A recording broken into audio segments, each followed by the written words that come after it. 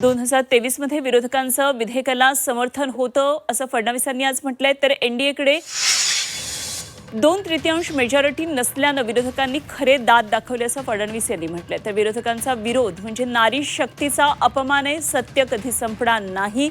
विधेयकावरून फडणवीसांनी विरोधकांवर निशाणा साधला।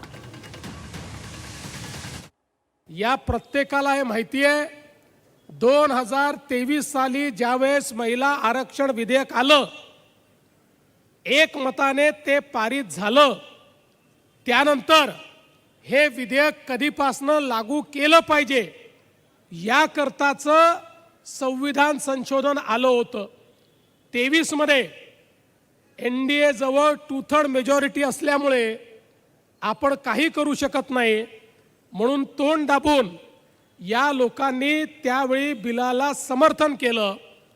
आणि आता जसं यांच्या लक्षात आलं की एनडीए जवळ 2/3 मेजॉरिटी नाही आहे, यांनी आपले खरे दात दाखवले आणि त्या ठिकाणी खऱ्या अर्थानं या बिलाला विरोध करून संपूर्ण भारतातल्या नारी शक्तीचा अपमान आणि लोकशाहीचा अपमान करण्याचं काम या विरोधी पक्षांनी या ठिकाणी केलेलं आहे।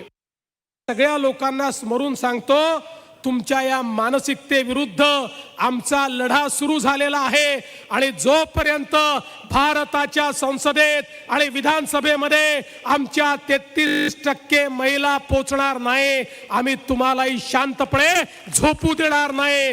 तुमच्या विरुद्ध आमचा संघर्ष सुरूच राहील। आणि मी विश्वासानं सांगतो, या सिरियल लायर्सला, या खोटारड्या लोकांना जे रोज खोटं बोलतायत, तुम्ही किती खोटं बोललं तरी झूठ की उम्र बड़ी नहीं होती और सच कभी समाप्त नहीं होता। त्यामुळे सत्य कधी संपणार नाही हे सांगू इच्छितो।